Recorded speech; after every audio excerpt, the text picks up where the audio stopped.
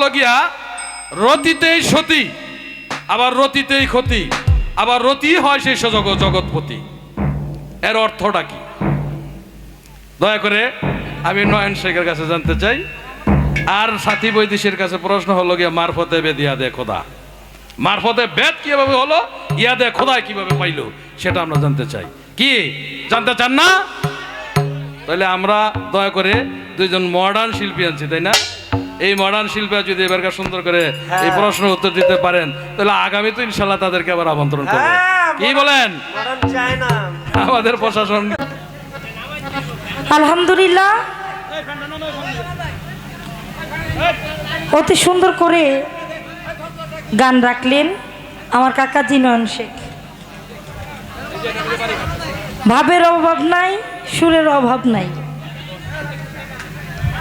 তো আজকে কথা পক্ষ বুঝা হই নাই, আজকে দুইটা মডার্ন বয়াতি আনছে, এটা আজকে শুনলাম। নয়ন কাকা যখন নাকি আমাকে বায়না করতে আমাদের সমিতিতে যায় তখন বলছে যে সাথী বৈদেশিক কি লাগবে, ও এছাড়া কাউকে বায়না। ও আপনিও আছেন, আচ্ছা আলহামদুলিল্লাহ। তো আমি জানি কি আপনাদের মাঝে বলবোই কি, দাঁড়িয়েছি আপনাদের ভালোবাসায়, দাঁড় করিয়েছেন, আমি দাঁড় হয়েছি। এ বলতে আমার কোনো কিছু নাই। আমি জানি কি আপনাদেরকে বলবোই কি এবং শোনাবই কি, তবুও গুণীর মুখে শুনতে পাই, সেজেছ যেই সাজ করিও সেই কাজ, নইলে পাবে লাজ বিচারের সময়। আপনারা ভালোবেসে দাঁড় করিয়েছেন, আমি দাঁড় হয়েছি। আপনাদের পায়ের নিচে যেই ধুলাবালু তার এক কণাও আমি সাথী বৈদেশি হইতে পারি নাই। তবুও সাধুগুরু বৈষ্ণবের যদি কৃপা দৃষ্টি আমার দিকে পড়ে তাহলে হয়তো বা দু একটি গান আপনাদের মাঝে আমি শোনাইতে পারবো। অতি সুন্দর করে গান রাখলেন। আমার তারাইয়া দিও না দয়াল, আমি কাতরে বিনয় করি, আমি তোর দয়ার ভিখারি ভিখারি। আসলে দয়ালের দরবারে সবাই কাঙাল, ভিক্ষার আশায় বসে থাকে, কখন আমার মুর্শিদ চান এসে আমাকে এই ভিক্ষুককে ভিক্ষা দিয়ে উদ্ধার করবে। তো কর্তাপক্ষ যতটুকু বুঝতেছে আজকে খুব চালাক কর্তাপক্ষ, পাল্লা দেওয়ার নাম নিতেছে না। যদি একটা দিয়ে দিত খুব ভালোই হতো, কারণ গানে হয় জ্ঞান, জ্ঞানে হয় ধ্যান, ধ্যানে হয় মাওলা দিদার। আমি কিছু বলবো সেই কথা আমার জানা নাই, কিন্তু আজকে যার সাথে গান বর্তমান, ভাই সাউন্ড এমন হয়ে গেল কেন, বর্তমান যার সুনাম খ্যাতি ছড়িয়ে আছে সারা বিশ্বে, সে আমার কাকাজি নয়ন শেখ। তার কাছ থেকে তো কিছু শুনতে হবে নাকি বলেন? এবং যে এলাকাটায় আসছি, খালেক দেওয়ান, মালিক দেওয়ান, মাতাল কবিরাজ দেওয়ানের এলাকা, এখানের মানুষ গান শুনে না, গান খায়। তো সেদিকে লক্ষ্য রেখে অবশ্যই আউল ফাউল গান করা যাবে না, আউল ফাউল কথা বলা যাবে না। তো চেষ্টা করছি সাধক মনমোহন সাধুর একটি কালাম দিয়ে আমি মঞ্চ শুরু করার জন্য। কর্তাপক্ষ তারপর যেই দিকে বলে আমি তাদের কথা মতো, তাদের আদেশ মতো যাওয়ার চেষ্টা করব। শিখায়াতে তুইয়া মারে কেমন করে তো ডাকি, একটাকে ফুরাইয়া দেরে জনম ভরা ডাকা ডাকি, শিখাইয়া দে তুইয়া মারে কেমন করে তোরে ডাকি, একটাকে ফুরাই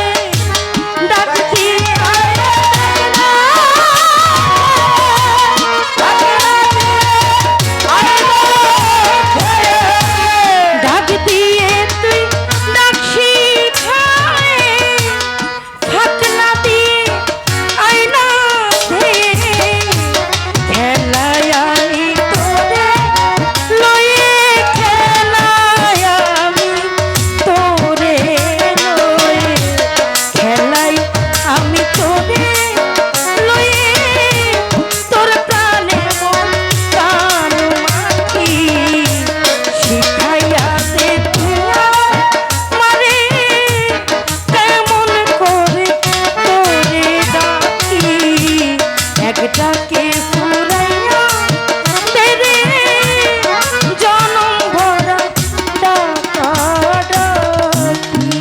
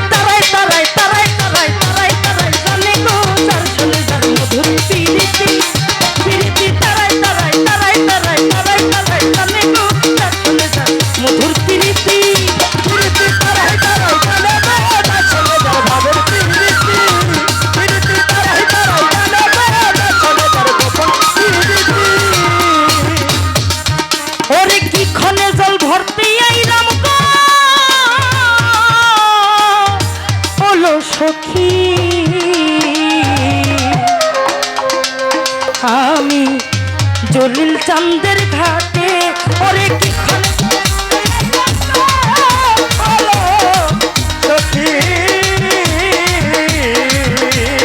দয়ালের ঘাটে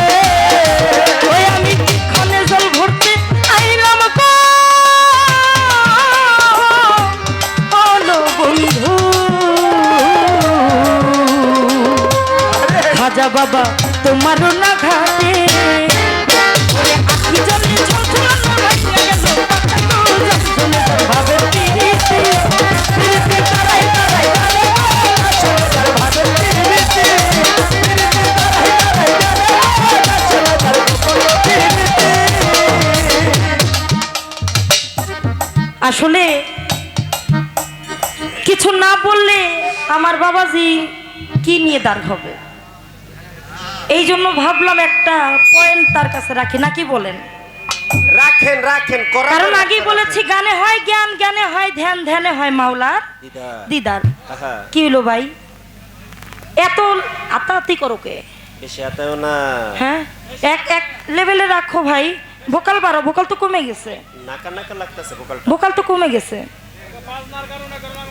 এই জন্য আমার প্রথম একটুখানি আমার বাজানের কাছে জানা, আমরা সবার মুখে শুনি যারা আহলে বায়াতের অন্তর্ভুক্ত, যারা ওলি আউলিয়া গাউস কুতুবকে বিশ্বাস করে, পাক পাঞ্জাতনকে বিশ্বাস করে। ভোকালটা কেমন হয়ে গেল দাদা? হ্যালো, আগের ভোকালটা কত সুন্দর ছিল ভাই। তুমি মনিটরটা একটা চেয়ারে নামা দাও, দরকার হলে তুমি সাউন্ড দিতে পারতাছো না ভাই, এটা তুমি চেয়ারে নামাই দাও। হ্যাঁ হ্যালো,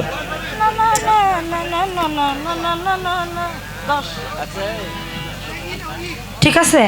হ্যালো হ্যালো, আগের মতো লাগছে না। আচ্ছা, তো আমি গানটিকে রাখলাম, শিখাইয়া দে তুই আমারে কেমন করে তোরে ডাকি, একটাকে ফুরাইয়া দে রে জনম ভরা ডাকা ডাকি। একজন ভক্ত, একজন শিষ্য তার মুর্শিদের পানে চেয়ে থাকে চাতক পাখির মতো। চাতক পাখি যেমন বৃষ্টির আশায় অপেক্ষা করে কখন বৃষ্টি নামবে, সেই পানি পান করে তার জীবন বাঁচাবে, ঠিক তেমনি একজন ভক্ত, একজন শিষ্য তেমন ভাবেই তার মুর্শিদের পানে চেয়ে থাকে। একটা গান আছে, দয়া করে এসরে দয়া এসো এই অদিনে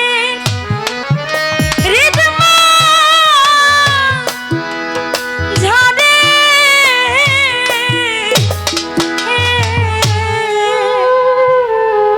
আমার মুর্শিদ যদি আমাকে না তরায় আমার যাওয়ার জায়গা নাই।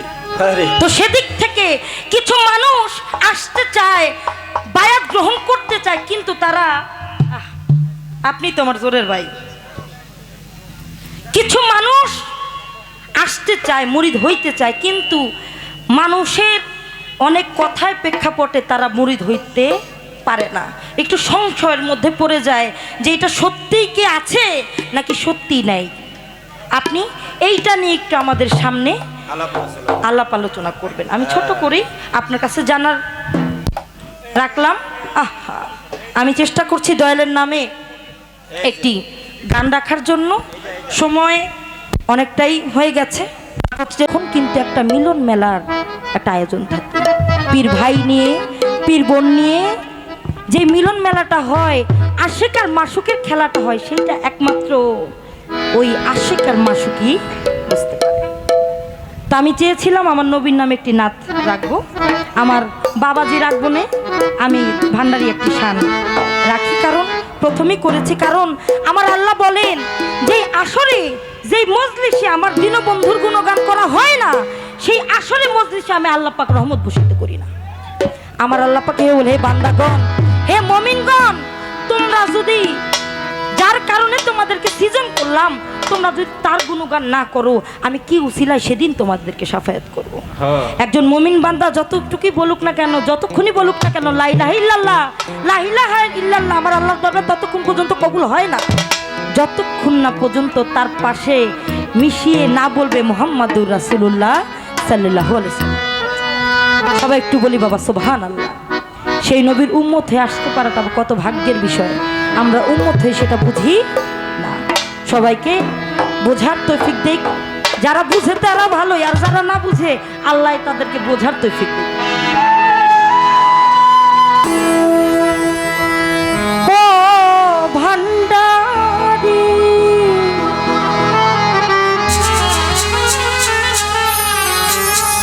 ভান্ডারি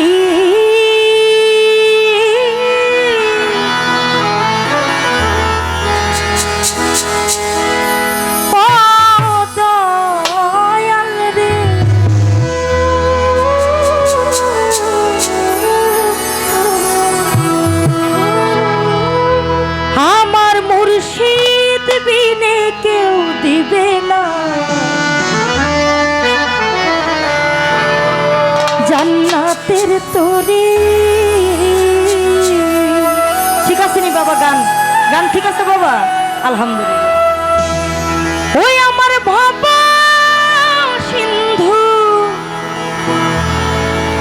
পার করিবে বাবা ভান্ডারী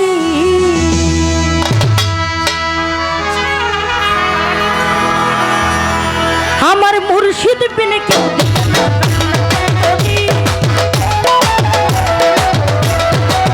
ওই আমার মুর্শিদ বিনে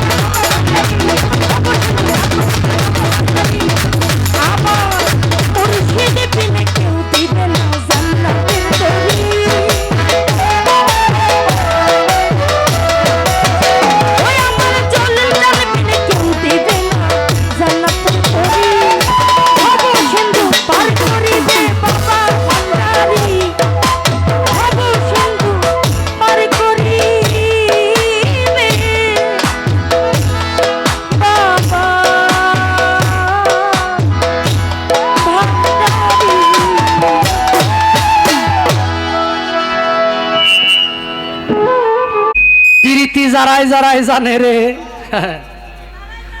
তারাই তারাই জানে রে যার সাথে যার ভাবের প্রীতি। চিল্লাত করতে দিন।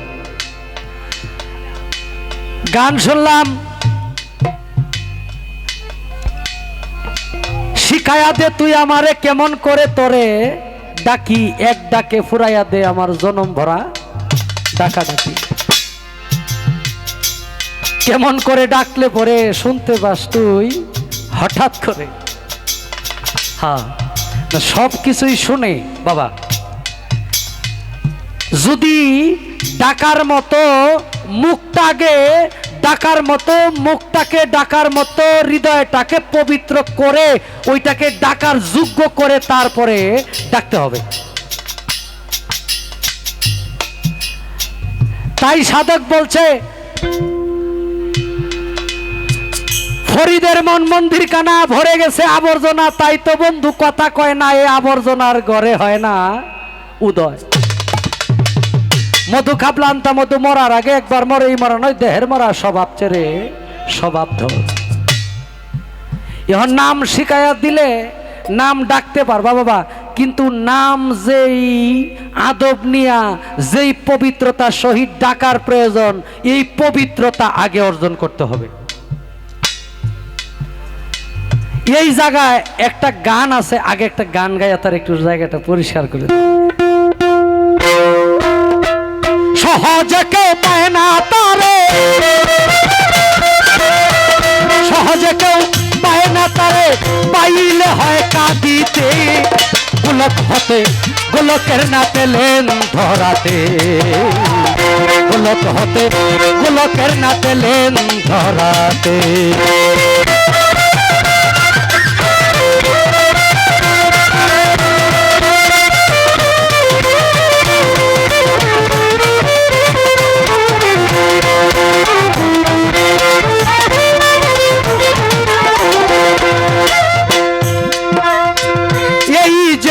নন্দ যশোদা রানী পূর্ব জন্মে ছিল তারা ব্রাহ্মণ, ব্রাহ্মণী গো ব্রাহ্মণ ব্রাহ্মণী।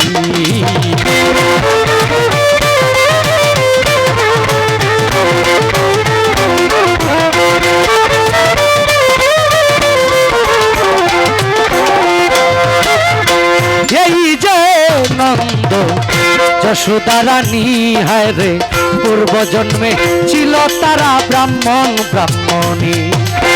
নাম ছিল তার ধরাগ্নি, নাম ছিল তার ধরাগ্নি। কলকাতায় তো দুঃখেতে গোলক হতে গোলকের না পেলেন ধরাতে, গোলক হতে গোলকের না পেলেন ধরাতে।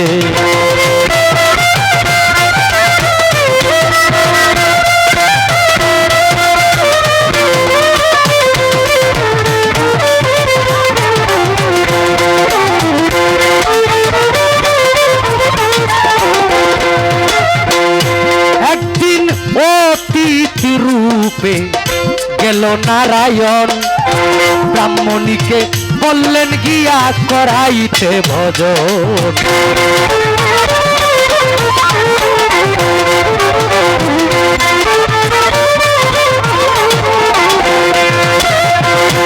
একদিন অতিথি রূপে গেল নারায়ণ, ব্রাহ্মণীকে বললেন গিয়া করাইতে ভজন।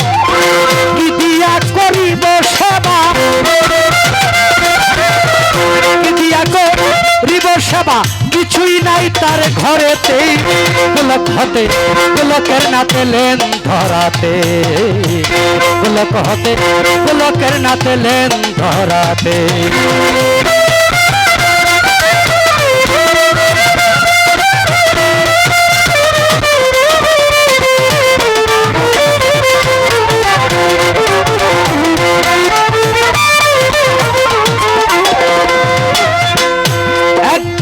ব্রাহ্মণী গেল ডাল চাইলের কারণ, মোদি বলে দিতে পারি স্তন রাখলে বন্ধন।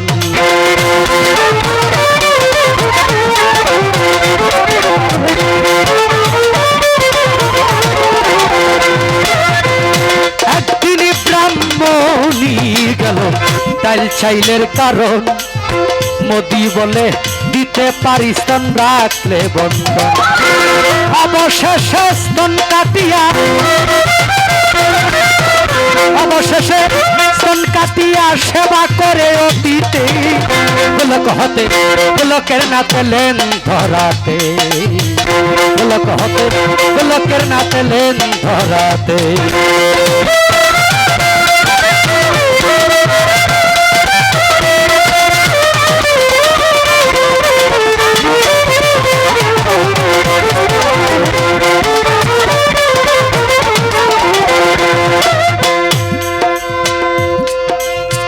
সহজে কেউ পায় না তারে পাইলে হয় কাঁদিতে গোলক হতে গোলকের নাথ এলেন ধরাতে সনাতন ধর্মের ইতিহাস আমরা যারা বাউল মানুষ যারা তরিকা নিয়ে যারা বাউল এবং যারা তরিকতের মানুষ তাদের মধ্যে জাত মাত্র দুইটা তারা বিশ্বাস করে এই দুইটা জাত আল্লাহ পাক রব্বুল আলামিন শুধু কোরআনে প্রকাশ করছে আর বাকি যে জাতগুলো হিন্দু বৌদ্ধ খ্রিস্টান ইহুদি নাসারা সবকিছু মানুষের সৃষ্টি করা আল্লাহ পাক পৃথিবী সৃষ্টি করছে দুই ভাবে দুইটা জাত একটা হলো নারী একটা পুরুষ এর বাইরে মানুষের মধ্যে আল্লাহ কোনো জাত সৃষ্টি করে নাই বাকি সবগুলো মানুষের সৃষ্টি করা জাত এই জায়গায় বলছে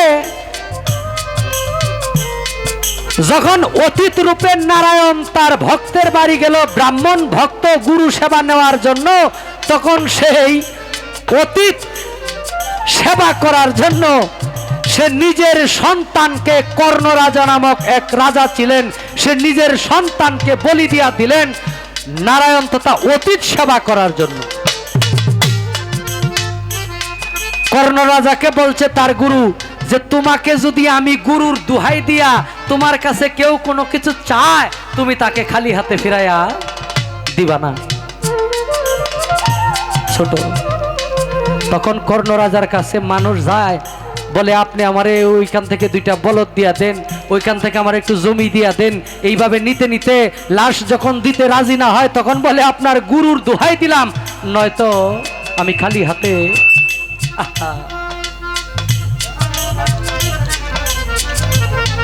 যখন গুরুর দোহাই দিয়া কোনো কিছু চায় বাবা ভোকাল কমে না যে বাড়বে গুরুর দোহাই দিয়া কোনো কিছু চাইলে তাকে না করতে পারে না একটা সময় সমস্ত ধন সম্পত্তি চলিয়া গেল তার স্ত্রী বলে স্বামী গো এখন তো আমাদের রাজত্ব সবকিছু চলিয়া গেল এখন আমরা এই রাজ্যে আর থাকতে হলটা একটু কমান ওই রাজ্যে আর থাকতে পারবো না চলে গেল এক জঙ্গলের ভিতরে যাওয়ার পরে তখন ওই জায়গায় নারায়ণ অতীত রূপে যায়া তার কাছে ব্রাহ্মণ সেবা চাইলেন বললেন আমাকে ব্রাহ্মণ সেবা দাও তখন সেই কর্ণ রাজার স্ত্রী বললেন আমাদের ঘরে এমন কিছু নাই যেটা দিয়ে আপনাকে ব্রাহ্মণ সেবা দেব তখন বলে আমি ব্রাহ্মণের অনেক দিন যাবত ইচ্ছা বাচ্চা মানুষের মাংস খাবো তোমাদের না একটা সন্তান আছে এই সন্তানটা জবাই করে তুমি আমাকে মাংস রন্ধন করে দাও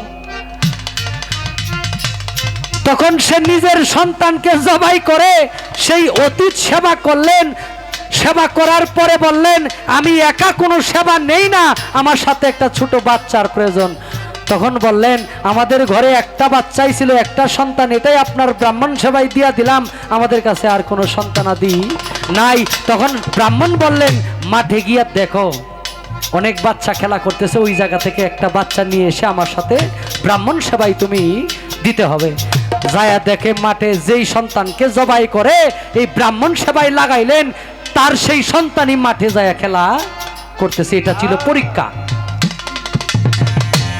এক ডাকে ফুরাইয়া দিব জনম ভরা ডাকা ডাকি বাবা ইবাদতে বান্দা তুমি এমন ভাবে হও তৈয়ার আল্লাহ তোমায় ডাক দিয়া কইবে বান্দা কি লাগবে তোমার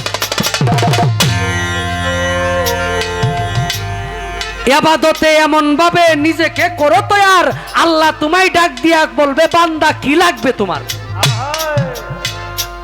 হযরত খাজা মঈনুদ্দিন চিশতি রাহমাতুল্লাহ আলাইহির পীর ছিলেন খাজা উসমান হারুনি। একটি কিতাবে পাইলাম মারিফতের গোপন রহস্য, কিতাবটি লিখেছেন ইউসুফ ফকির রাহমাতুল্লাহ আলাইহি। কিতাবে লেখা আছে হযরত খাজা উসমান হারুনি যখন নামাজ পড়তেন আল্লাহ পাকের পক্ষ থেকে জিব্রাইলের মাধ্যমে তার কাছে ইলহাম আসতেন, বলতেন হে খাজা উসমান হারুনি, তোমার নামাজ আল্লাহর দরবারে কবুল হয়েছে, তার বিনিময়ে আল্লাহর কাছে তুমি যা চাইবা তাই তোমাকে আল্লাহ দেবে। আল্লাহ বার্তা পাঠায়, যিনি ইবাদতে নিজেকে পরিপূর্ণ করেছে আল্লাহ তার কাছে খবর পাঠায় যে তোমার কি লাগবে। তখন খাজা উসমান হারুনি বলে আমি আমার জন্য কিছু চাই না, আমার দয়াল নবী যেই নবী উম্মতের জন্য জীবনে সুখ করে নাই সেই নবীর উম্মতের গুনাহ যেন আল্লাহ পাক আমার এই নামাজের বিনিময়ে মাফ করাই দেন। দলিলে আসছে কোন জায়গায় ৭০,০০০ উম্মতের গুনাহ প্রতি ওয়াক্ত নামাজে মাফ করাইতেন। এটা খাজা উসমান হারুনির জীবনী পড়ে দেখলাম। তাহলে নাম ভিতরে আসবে, সেই গুরুর দেওয়া নাম ভিতরে আসবে। গুরু যেই নাম সাধন করতে বলবে সেটাই তোমাকে সাধন করে যেতে হবে। তুমি কি পাইলা না পাইলা এটা হইল বাকি। সাধনার ছোট পৃথিবীতে আল্লাহকে সন্তুষ্ট করার জন্য যে ইবাদত করা হয় এটা হইল বাকি, এটা নগদ না। ওই সাধক গান লিখছে, বাকির আশায় নগদ পাও না কে চারে ভুবনে, সহজ মানুষ ভোজে দেখ না রে মন দিব্য জ্ঞানে। পাবি রে অমূল্য নিধি পাবি বর্তমানে, সহজ মানুষ ভোজে দেখ না রে মন দিব্য জ্ঞানে। আমরা 4 দিন 5 দিন গুরুর সাধনা করে কই কিছু তো পাই না। সর্বনিম্ন ক্লাস হইল 40 দিন। 40 দিনের নিচে তোমার এই দেহ পবিত্র করা সম্ভব না। প্রকৃত গুরু ধারা যদি তুমি সাধনা করো এই 40 দিনের কোর্স কমপ্লিট করলে, যেমন অ্যান্টিবায়োটিক সর্বনিম্ন 7 দিন 14 দিন অ্যান্টিবায়োটিকের কোর্স, যদি আপনি কোর্স শেষ না করেন তাহলে আপনার শরীরে অ্যান্টিবায়োটিক পরবর্তীতে কাজ করবে না। ঠিক সাধনার এরকম কিছু স্তর আছে, এগুলার ভিতরে ব্যাঘাত ঘটাইলে নিজেকে পবিত্র করা যাবে না, নিজের মূল জায়গায় পৌঁছানো যাবে না। এক ডাকে ফুরাইয়া দেরে জন্ম ভরা ডাকাডাকি। তুমি সাধনায় নিজেকে তৈয়ার করো, যেই ভাণ্ড দিয়া তুমি নাম গ্রহণ করবা ওই ভাণ্ডটাকে আগে পরিষ্কার করতে হবে। সুদ ঘুষ হিংসা নিন্দা কাম ক্রোধ লোভ আদি এই ষড়রিপুকে নিজের বাধ্য করতে হবে, নয়তো এক ডাকে তাকে রাজি খুশি করা সম্ভব না। রাখলাম। এরপরে বায়াত নিয়ে কথা বলছে। এখানে আসলে যারা আসছে তারা তো এটার পক্ষের মানুষই। এটা হইলো তা এখানে যারা আসছে আমাদের এই অনুষ্ঠানে, যারা আমাদের এই মাহফিলে যারা আসছে তারা কিন্তু তরিকতের পক্ষে। অতএব এই এক পুষ্কুনির পানি আর এক কানি দেয়া মেশিন ধরিয়া উঠাইয়া পাম দিয়ে আবার এই পুষ্কুনিতে ঢাললাম। এরপরেও যত প্রশ্ন করছে জানার কিছু তত্ত্বর কিছু বিষয় আছে। মুসলমান, ইসলাম শব্দের অর্থ হইল শান্তির ধর্ম। মুসলমান শব্দের অর্থ হইল আত্মসমর্পণকারী। পৃথিবীর মধ্যে আমরা যারা মানুষ আছি এই মানুষ কিন্তু আমি নয়ন শেখ মঞ্চে দাঁড়ায় শুধু গান গামো আর টাকা নিমো, এই জন্য আমার আল্লাহ দুনিয়াতে পাঠায় নাই। ড্রাইভার গাড়ি চালায়, ড্রাইভারকে শুধু গাড়ি চালানোর জন্য পাঠায় নাই, বাড়ি করার জন্য, গাড়ি করার জন্য, সুন্দর নারী বিয়ে করার জন্য, এগুলার জন্য আল্লাহ শুধু আমাদেরকে পাঠায় নাই। আল্লাহ পাঠাইছে কি জন্য? আপনি আমি আমরা যারা আল্লাহর সৃষ্টি, সকল মানুষ ছোট, সকল মানুষ আল্লাহর ইবাদতে 21,600 মাইলে 21,600 বার দম আসা যাওয়া করে। এই দম যখন আসা যাওয়া করে এই 21,600 বার এই দম ছাড়া এবং ভিতরে নেওয়ার মধ্যে সাধনা আছে। এই জায়গায় লালন সাইজি একটি গান লিখছে, আইনি ভেজিলেন রাসূলুল্লাহ মোহাম্মদ রাসূলুল্লাহ মুখে পড়রে পাক লা ইলাহা ইল্লাল্লাহ লা ইলাহা নফি যে হয় ইল্লাল্লাহ তোর দিন দয়াময় নফি এজবাত যার হয় সেই তো ইবাদতুল্লাহ।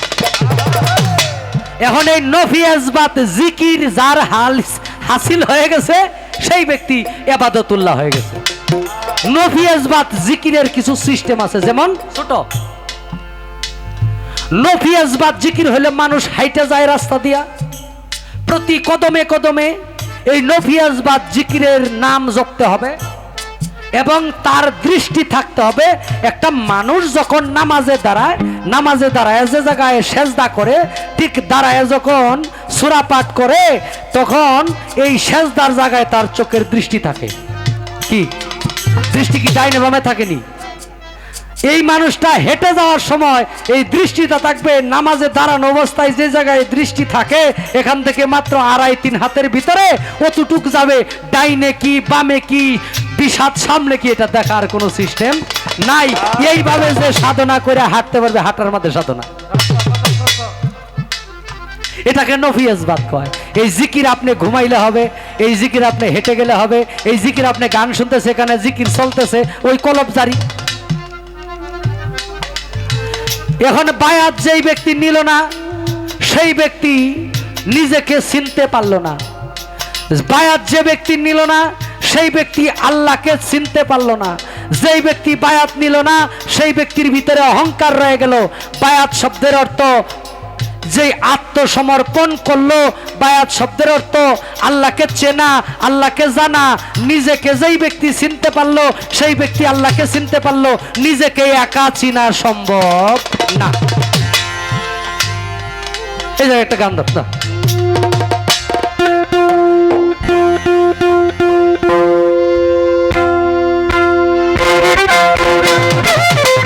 ওরে তোমার জন্ম মরণ হবে বারোনা সাজাওয়া আর হবে না।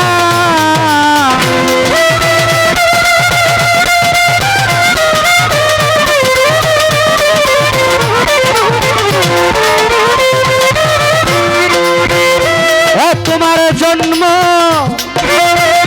মরণ হবে বারোনা সাজাওয়া আর হবে না নিলে গুরু উপাসনা। তোমার মাটির দেহ হবে সোনার মাটির দেহ হবে সোনা নিলে গুরু উপাসনা।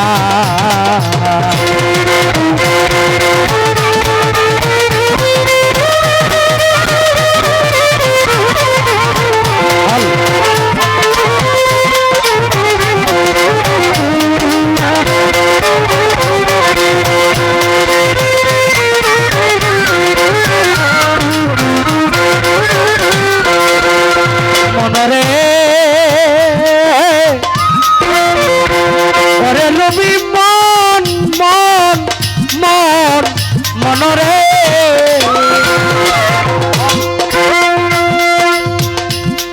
ওরে দয়াল গুরু যারে দয়া করে দীপ জ্বালাইয়া আধার ঘরে শিকায় পারে অসাধ্য সাধনা।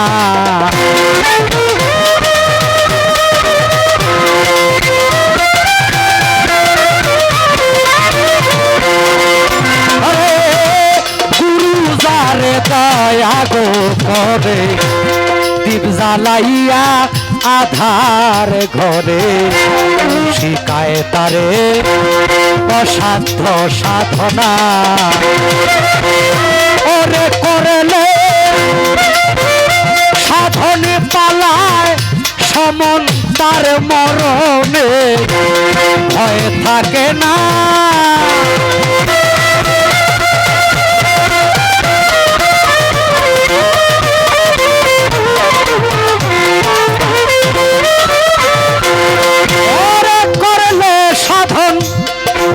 লাল হল ওরে পালায় সমন তার মরণের ভয় থাকে না নিলে গুরু উপাসনা।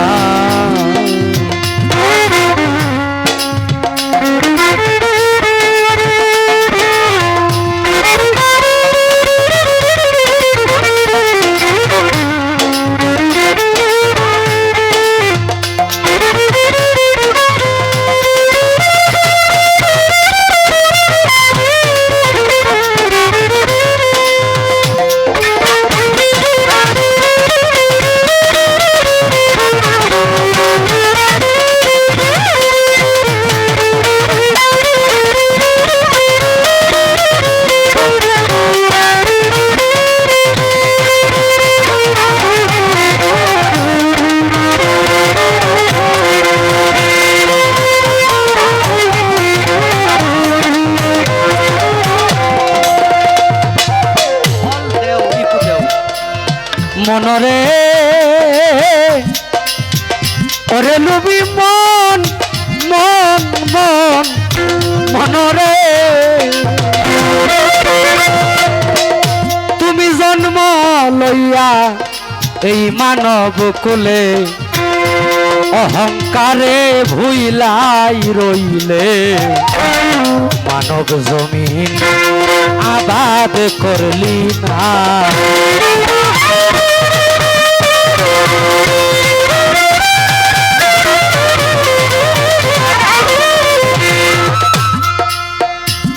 এই গানটার মধ্যে বায়াত কেন হইতে হবে?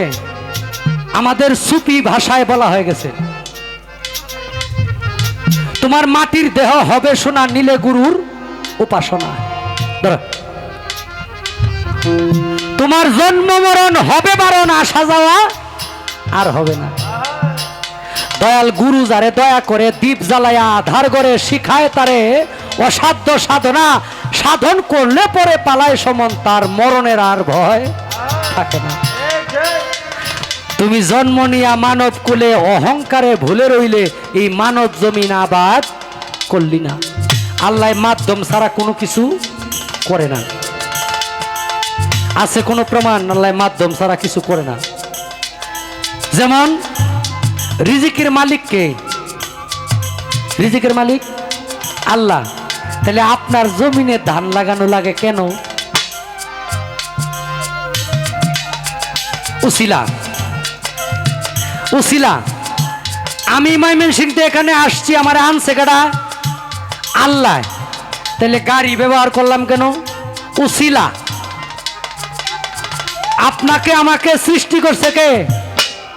তাহলে মা বাবার গর্ভ মধ্যে শিখে বাবার মগজ থেকে মায়ের সিকিমে কেন গেলাম? 10 মাস 10 দিন আমার মায়ের ভিতরে রাখলো কেন? উসিলা। উসিলা ছাড়া আল্লাহ কোনো কিছু করে না। আল্লাহর বাণী কুরআন আল্লাহ সরাসরি আমার এনে দিছে, আমরা সরাসরি পাইছি। কার মাধ্যমে? নবীজির মাধ্যমে। সরাসরি নবীজিকেও দেয় নাই, জিব্রাইল আমিনের মাধ্যমে নবীর কাছে ওহির মাধ্যমে পর্যায়ক্রমে পাটে পাটে এটা নাজিল হয়েছে। তাহলে উসিলা। আল্লাহ আপনারা আমারে পারতো আসমান থেকে জমিনে ফলাই দিত, কেউ কোনো প্রশ্ন করতে পারতো? মা বাবা উসিলা। মা বাবা কইতে পারবো না আমি আমার ভোলারে সৃষ্টি করছি। সৃষ্টি করছে আল্লাহ, আমাদের মাধ্যমে আমাদের ঘর থেকে সন্তান আল্লাহ দিছে। তাহলে আপনি যখন আল্লাহকে চিনবেন, আল্লাহকে জানবেন, আল্লাহর রসুলকে চিনা, আল্লাহর রসুলকে জানা, আল্লাহর রসুলের নূর মুবারক নিজের ভিতরে প্রতিষ্ঠা করতে গেলে একজন কামেল পীরকে আয়না বানায়া নবীজির নাম সাধনা করতে হবে। বরজক তাওয়াজ্জু হাসিল করে পীরের চরণ ধরে ধ্যানে দিদারে মজলিনারে মন। জাহেরা পীরের সুরতে থাকলে আছে এই জগতে, না তাকিলে নাই কোটির বিশ্বাসের কারণ। পীর সুরতে চাহিলে ইশকেতে মজিলে সেই সুরত বদলে হবে নবীজির গঠন। সেই নবীর নূরে সর্ব অঙ্গ জুড়ে হইয়া যাবে তোমার দিলেতে রৌশন। যদি সেই নূর মিলে তালা কুঞ্জি যায় কুলে, ফানা পিল্লার হালে গিয়া ভুলিবে আপন। কবি জালালউদ্দি বলে নিজে নেস্তি হইলে আপনার সুরতেই শেষে দেখবে নিরঞ্জন। এটা কার হাত? নয়ন শেখের হাত। কথা কয় নয়ন শেখ, নয়ন শেখের মুখ, নয়ন শেখে কথা কয়, নয়ন শেখ কই? আয়নার সামনে দাঁড়াইলে আমার চেহারা দেখা যায় বাবা, আমারে দেখা যায় না। এটার প্রমাণ আপনি মারা গেলে, আমি মারা গেলে কিন্তু কইব না নয়ন শেখের লাশ, নয়ন শেখের ঘর থেকে বাহির করো, কইব লাশ বাহির করো, লাশের জানাজা। ইয়ো ওই যে ওইটা নয়ন শেখ যেটা ওইটাই ওইটা, ওইটারে আল্লাহ দেখার বিষয় না, আল্লাহ ওইটা হলো বেদ। এই কারণে দুই ধরনের এলেমের ভিতরে একটা প্রকাশ করা যায় আর একটা করা যায় না। আর যে আনারি মানুষ বাবা বর্তমান সময়ে তরিকতটারে নিয়ে রাজনীতি ঢুকাইছে। তরিকত বাবা রাজনীতি না, তরিকত হইল সাধনার নীতি, তরিকত হইল নিজেকে চিনার নীতি, নিজেকে জানার নীতি, নিজেকে বুঝার নীতি। তরিকত রাজনীতি না, রাজনীতি হইল সমাজের জন্য, একটা উপজেলার জন্য, একটা দেশের জন্য, দেশ পরিচালনার জন্য রাজনীতি, নিজেকে চিনার জন্য বাবা রাজনীতি না। কিছু সংখ্যক মানুষ এটাকে রাজনীতির ভিতরে নিয়ে ঢুকায়া আমাদের তরিকতের উপরে বিভিন্নভাবে তারা, তবে বিচারের মালিক তো আল্লাহ, পৃথিবীতে তো কেউ কিয়ামত পর্যন্ত হায়াত নিয়ে আসি নাই। যে কথা বলতেছিলাম, এই পৃথিবীর মধ্যে বায়াত না নিল যেই ব্যক্তি, পৃথিবীর মধ্যে সবচেয়ে বড় মাওলানা হইল মাওলানা জালালউদ্দিন রুমি।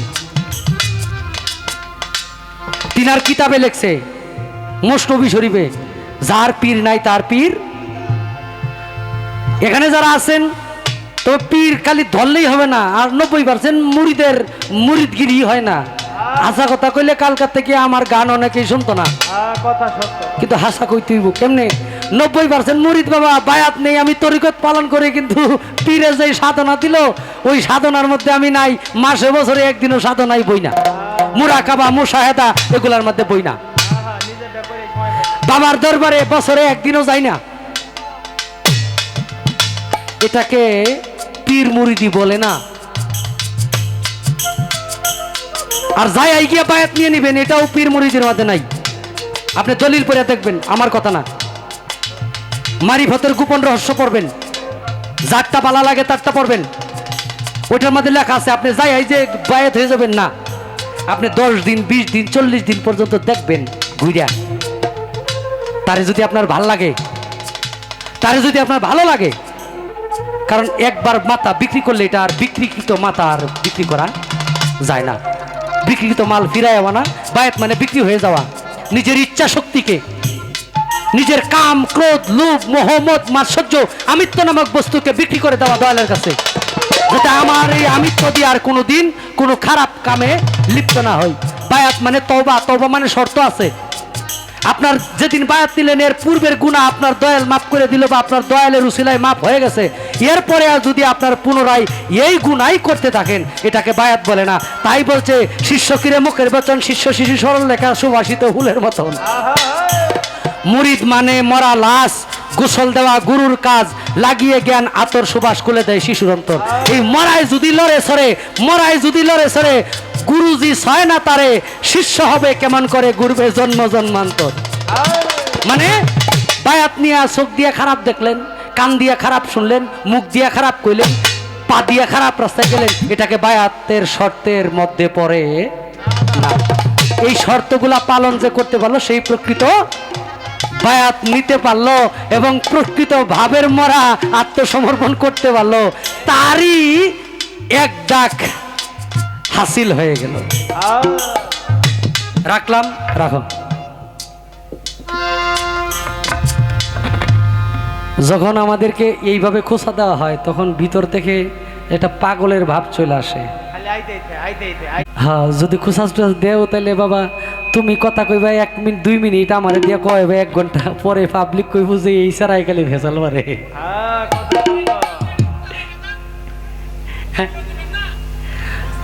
না খোঁচা যে আমি দিমু, এটা গেইনটা একটু দেখেন। কুসার প্রস্তুতি লাগে, এখন কুসা দেয় যদি নিজে বিপদে পড়ি তাহলে তো আরেক সমস্যা। নিজের বিপদ নিজে ডেকে আনাটা তো খুব মুশকিল।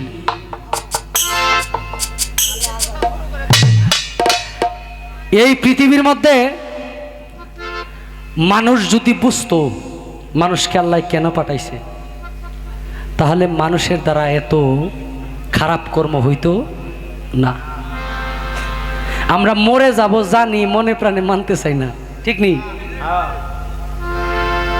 মরে যাব জানি, মনে প্রাণে মানতে চাই না। মনে প্রাণে যেই ব্যক্তি মরে যাব জানে মানে, সেই ব্যক্তির দ্বারাই কোনোদিন খারাপ কর্ম হয় না। আমি নয়ন শেখ মরে যাব জানি, কিন্তু মনে প্রাণে মানি না, বিধায় আমার দ্বারাই অনেক খারাপ কাজ হয়ে যায়। তো আমি একটি গান আমার জায়গা থেকে করি। আর বাবা এটা শীষ দেয় কেন, এটা কি দেখবেন আপনি? না দেখলে দেখবো কেনা। সাউন্ড আমাদের কিন্তু ভালো, সাউন্ডটা আমাদের ভালো, অত্যন্ত চমৎকার সাউন্ড।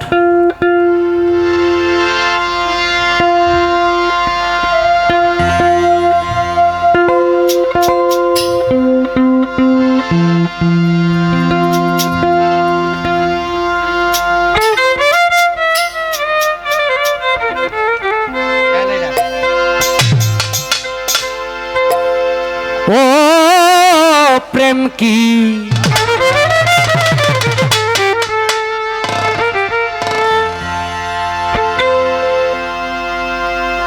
জাকি দিলেই পরে,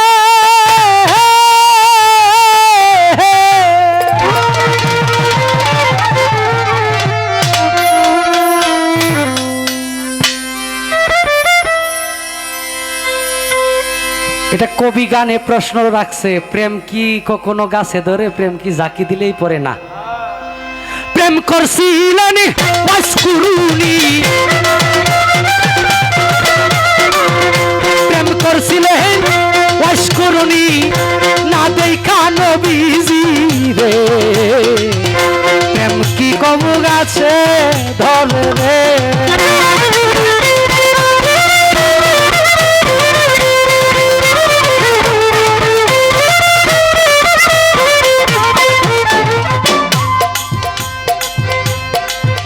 আমার দয়াল নবী বিদায়ের কালে আসাব গন্ডা খিয়া বলছিলেন, আমার বিদায়ের পরে তোমরা জামাজুরাটা নিয়া রে।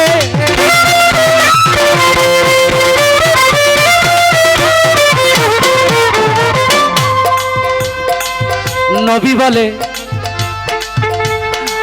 ওয়াসকুরুনি নামে রে পাগলা তোমরা রে জানা, আহাই জামাজুরাটা তারে দিবা লাগে,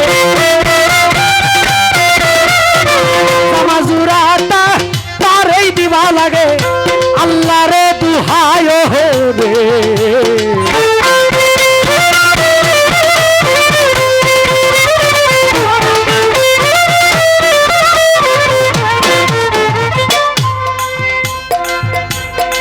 কয়েকদিন পরে নবীজি যখন আমার ওফাত করিল, দাফন কাফন কইরা আলী মনেতে ভাবিল গো,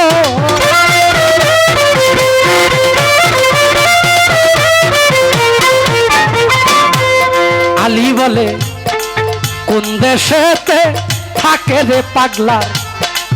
গুণের গানের কথা কি বোঝা যায়? হ্যাঁ, ঠিক আছে। কারণ এই গানটা ওয়াইস আল কারনি পাগলার জীবনী নিয়ে আপনারা ইউটিউবে শুনেছেন। এটা শুরু থেকে লাস্ট পর্যন্ত প্রত্যেকটা কথা একবারে চোখ বন্ধ করে না শুনলে গানের মজাটা পাওয়া যায় না। এই কারণে কথাগুলো বুঝতে হবে। এই গান কথা প্রধান, বাজনা প্রধান না। কথা কিছু কিছু গান আছে এগুলা কথা প্রধান, যেমন বাউল গানের তত্ত্ব গানগুলো কথা প্রধান। তত্ত্ব গানের কথা যদি পরিষ্কারভাবে না বোঝায়, যে পিছন থেকে অনেক কোন ধরে আমাদেরকে অনেকভাবে বলতেছে যে গানের কথা বোঝা যায় না। তো এখন যদি ঠিক থাকে আলহামদুলিল্লাহ, আমি গানটা শেষ করি। আলী বলে ওয়াইস করুনি কোন দেশেতে থাকে রে পাগলা গুণের সীমা নাই আমি পাইলাম না জামা জুরা হইয়া নবীর জিয়ের জামাই রে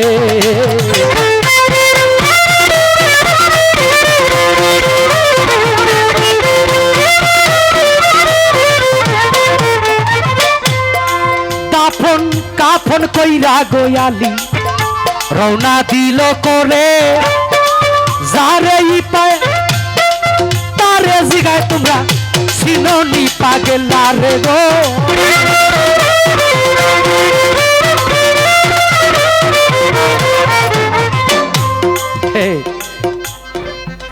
প্রশ্নটা কইরে লাই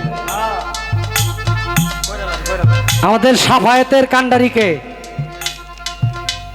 নবী পাক সাল্লাল্লাহু আলাইহি সাল্লাম বলবেন যেমন হযরত মুহাম্মদ বলার সাথে সাথে সাল্লাল্লাহু আলাইহি সাল্লাম বলবেন হুজুর পাক সাল্লাল্লাহু আলাইহি সাল্লাম বলবেন তিন ধরনের ব্যক্তির উপরে আল্লাহর নালত এক ব্যক্তি হইল যে রমজান মাস পায়া তার জীবনের গুনাহ মাফ করাইতে পারে না দুই নাম্বার সেই সন্তান যেই সন্তান মাতা পিতা পায়া জান্নাত কামাই করতে পারে না তিন নাম্বার যেই ব্যক্তি জিবরাইল আমিন বলে হে রাসূল আপনি বলে দিন সেই ব্যক্তি উপরে আল্লাহর নালত আল্লাহর রহমত থেকে বিতাড়িত সেই ব্যক্তি যেই ব্যক্তি আপনি নবীর নাম শোনা মাত্র দুরূদ শরীফ পাঠ করে না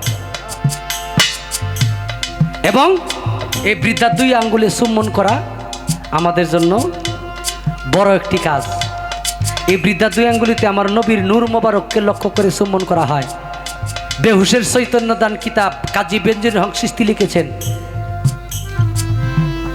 আদম আলাইহিস সালাম জিজ্ঞেস করলেন আমি আদম হইল 18,000 মাখলুকাতের ভিতরে সর্বশ্রেষ্ঠত্ব দান করছো মাওলা তুমি কি আমার চাইতে দামি কোনো বস্তু সৃষ্টি করছো আল্লাহ কয় আমি এমন বস্তু সৃষ্টি না করলে তুমি আদম না একটা বালুক কণাও আমি আল্লাহ সৃষ্টি করতাম না কই এ মাওলা আমি তারে দেখতাম চাই কো তোমার যুগে আমি তারে পাঠাবো না কই মাওলা একটা দেখার সিস্টেম করে দাও কো তোমার বৃদ্ধা দুই আঙ্গুলিতে দেখো আমার নবীর নূর মুবারক দেখা চুম্বন করলেন চুম্বন করার পরে কয় আরো কিছু বানাইছো কিনা এর চাইতে দামি আমি আরো বানাইছি বাকি চার আঙ্গুলে দেখো পাক পাঞ্জাতন হযরত আলী মা ফাতেমা ইমাম হাসান হুসাইন এই হাতে পাক পাঞ্জাতন অতএব এই বৃদ্ধা দুই আঙ্গুলিতে চুম্বন করা কিন্তু নবীজির নূর মুবারককে লক্ষ্য করা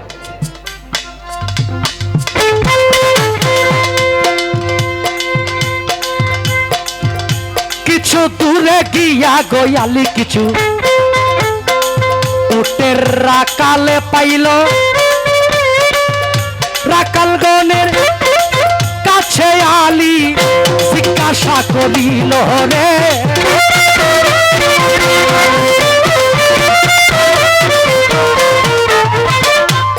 আলী বলে ওয়াইস করুনি নামেই রে পাগলা তোমরা রে জানলে পাগলার খবর বলো লাগে আল্লাহ রে দুহায় রে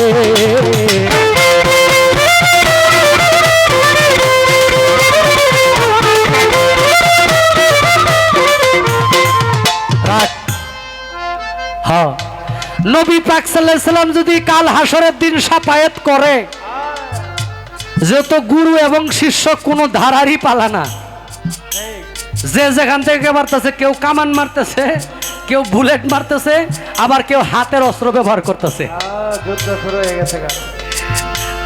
আচ্ছা তুমি একটু কইবা এই পৃথিবীর মধ্যে যারা আহলে বায়াত গ্রহণ করে মুর্শিদকে পথ প্রদর্শনকারী হিসাবে গ্রহণ করে নিল কাল হাসর ময়দানে তাদের ভূমিকা কি কি জানার দরকার আছে নি জানার দরকার আছে একটাই তো এটাই আর কোনো প্রশ্ন না কাল হাসর ময়দানে আমার নবী যদি শাফায়াত করে আর কেউ জামিনদার না দলিলে কয় আমাদের প্রত্যেকের পীর যারা আমরা ধরছি সেই পীর তথা মুর্শিদ যারা তিনাদের কি ভূমিকা থাকবে হাসরের মাঠে তার ভক্তদেরকে তার মুরিদদেরকে নিয়ে ওই জায়গাটা একটু ফয়সালা করবা নাকি আমার রাসূল পাক সাল্লাল্লাহু আলাইহি সাল্লামই ওই জায়গায় শুধু সুপারিশকারী হবে, তাদের কোনো ভূমিকা থাকবে না। আমরা বিষয়টা একটু পরিষ্কার হইতে চাই।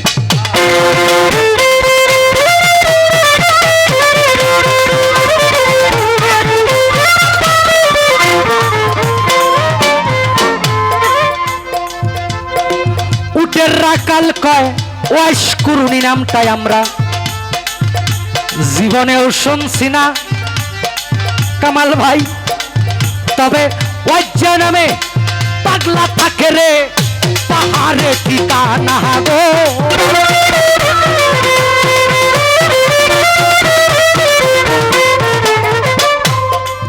রাকালে কয় যেই দিন হইতে পাগলা ঠাই আইল আমরা রে সর্বনা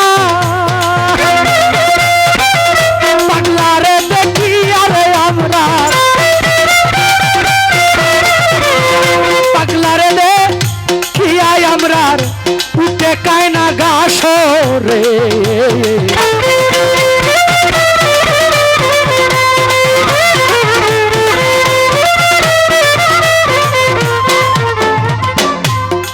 হযরত আলী রওনা গতিল পাহাড় ধরিয়া গিয়া দেখে পাগলা বেঠাই আছে সজিদাই পড়িয়া রে।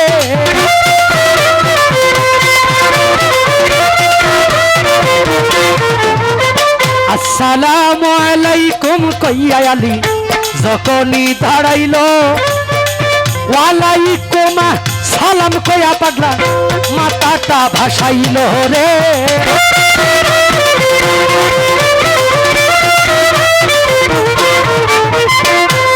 পাগলায় বলে কোন দেশেতে বাড়ি গো তোমার, কোন দেশেতে ঘর, তাড়াতাড়ি জানলে বলো আমার নবীজির খবর গো।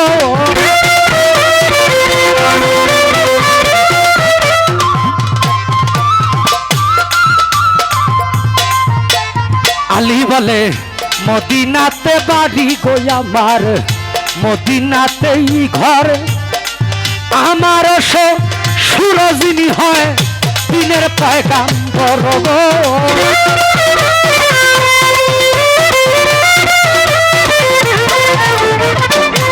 পাগলায় বলে কেমন আছে না আমার মায়ার নবী, আমায় জান বলিয়া আমার পুরা বুকটা শীতল করি তোমার মুখে শুনিয়া রে।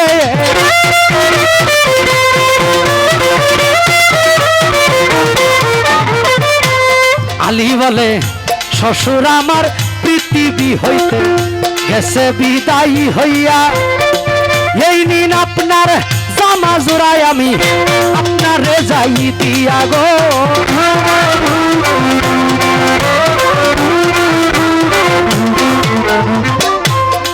নবীজির বিদায়ের কথা শুনে পাগলা উঠা দৌড় মাহারিল, বিরাট এক জঙ্গলায় গিয়া সজিদাই পড়িল রে।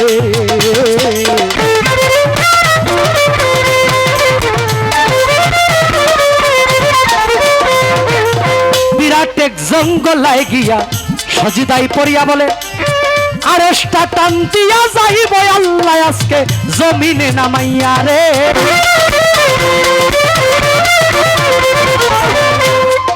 আল্লাহ বলে মাতা ভাষাও হরে আমার পাগলাই আমি বলি যে তোমারে নবীর বদল যা চাও তুমি যাব তোমায় দিয়ে রে। পাগলায় বলে তাহলে মাফ কইরা দেন আল্লাহ আমার দয়ার নবী উম্মতের গুনাহ ষোলয়া না। আল্লাহ বলে মাফ করলাম যাও গুনাহ ছাড়িয়া না।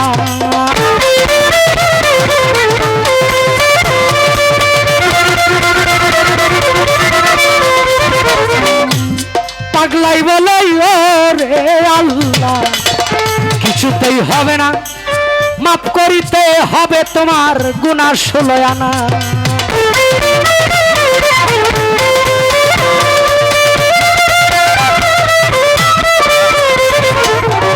আল্লাহ বলে মাফ কইরা দিলাম রে পাগলা,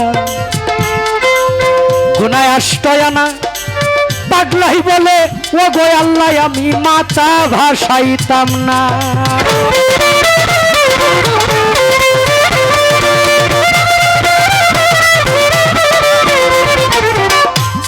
আল্লাহ বলে মাফ কইরা দিলাম রে পাগলা গুনা 14 আনা।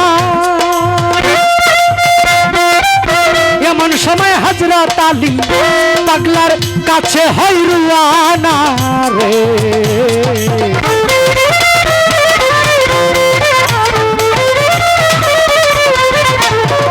14 আনা গুনাহ যখন ওয়াইস আল কারণী পাগলায় আমার নবীর উম্মতের মাফ করায়া লইল, এমন সময় হযরত আলী পাগলার কাছে উপস্থিত হইল। আলী বলে এই নিন আপনার জামা জোড়াটাই আমি আপনারে যাই কইয়া, এই জামা জোড়ায় আপনাই দিয়া আমি আলী আমার দেশে যাই চলিয়া। পাগলায় বলে কি সর্বনাশ করলা রে আলী, অসময় ডাক দিয়া একটু পরে ডাক দিল লইতাম হাসরের বিচারের মা, এই দুনিয়ায় ফয়সালা করিয়া রে।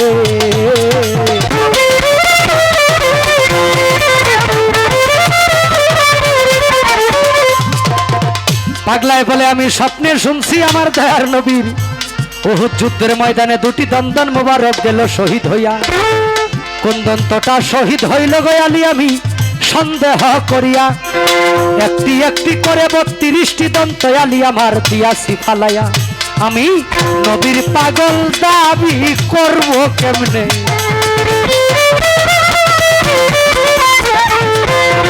মুখে দন্ত লইয়া আমার মুখের দন্ত আলী আমি দিয়াছি ফালাইয়া রে।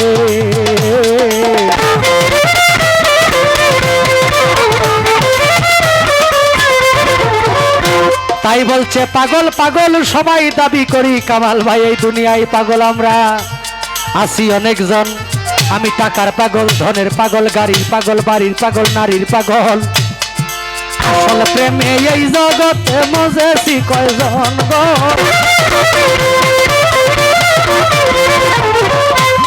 আসল পাগল যার যার ঘরের কোণে তারে চিনলাম না।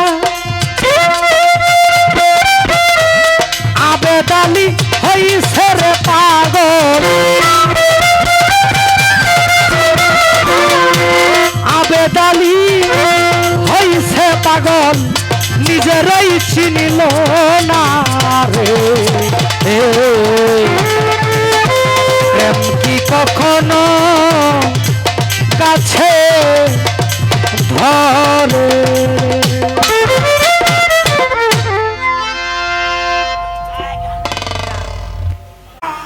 তো যাক, অতি সুন্দর করে গান করলেন আমার নয়ন শেখ বাবা।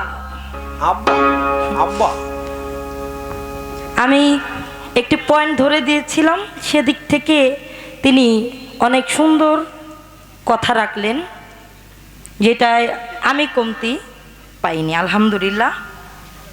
কিন্তু আজকে কমিটি খুবই পেছে ফেলাই দিছে বাবা, প্রথম থেকে কিচ্ছুই করে নাই। তারপরও দিল কি একটা পালা বুঝাই দিল আদালত আর খাসালত। এখন আদালতে গামও ভাবছি সবকিছু রেডি করছি, এখন কইতাছে যে আপনাকে মতে আপনারা গান, এখন কই যেতাম আমি। এর ভিতরেও 3টা প্রশ্ন অলরেডি আমাদেরকে দিয়ে দিছে, একটা হইলো মৌখিকভাবে, আরেকটা হইলো চিঠিতে লেখা, আরেকটা হইলো আমার বাজানের প্রশ্ন। এখন কইতে গেলে কবার পারি পড়ে গেছি বেকায় দেয়। আপনি বলেন কোনো সমস্যা নেই। কি এই পৃথিবীতে মুর্শিদে যিনি ধরলো, মুর্শিদকে যিনি ধরলো, বায়াত গ্রহণ করলো, তিনারা হাসরের ময়দানে তাদের ভূমিকাটা কি থাকবে দেখেন। লালন সাইজের গানের মধ্যে আছেন, দেখি যিনি মুর্শিদ সেই তো রাসূল, ও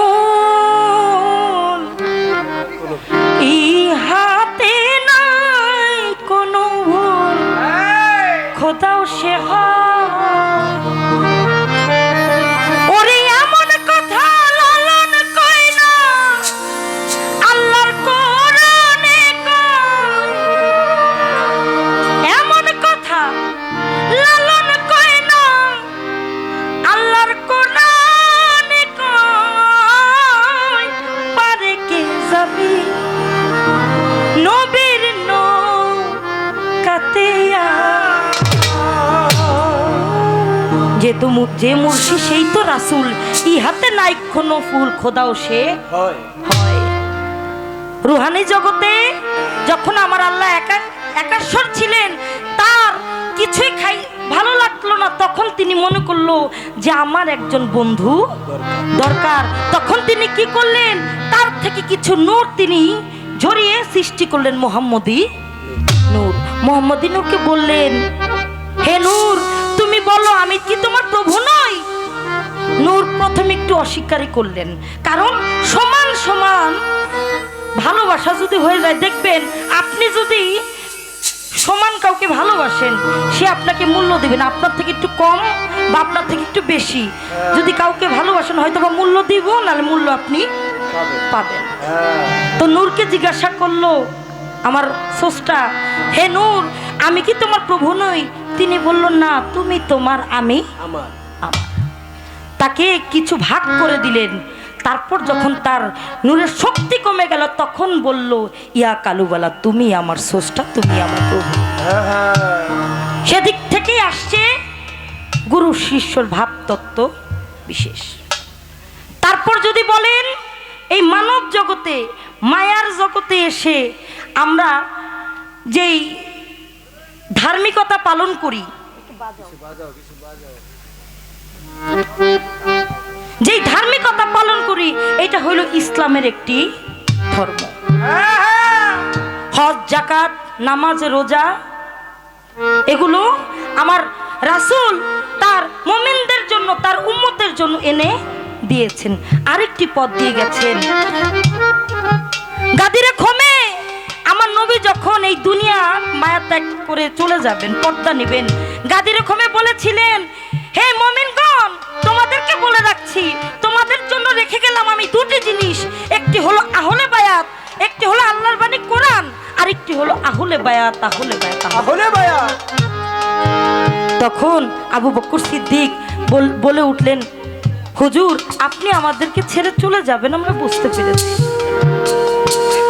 কিন্তু আল্লাহর বাণী কোরআন সেটা বুঝলাম, কিন্তু এই আহলে বায়াত কি? সেদিন আলী করিমুল্লাহ ওয়াজু, মা ফাতেমা, ইমাম হাসান, ইমাম হোসাইন এবং পাক পাঞ্জাতন একসাথে হয়ে বলেছিলেন, এইটাই হলো আমার আহলে বায়াত।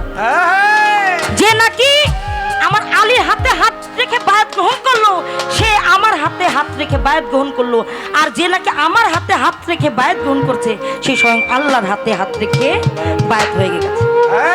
সব জানে, সব জানে। মারফতের ভেদের কথা বলছেন, আমি ছোট করে একটু ভাঙাই দিলাম। তারপরও কিছু সময় বাবা গুরু ভজন আমার হলো কই, দেখা যায় এখন পর্যন্ত আমার মধ্যে আমিত্ব ভাবটা আছে। এই জন্য কিছুক্ষণ আগে একটি গানের কথা বলেছিলাম, দয়া করে এসো দয়াল এসো এই অধীনের।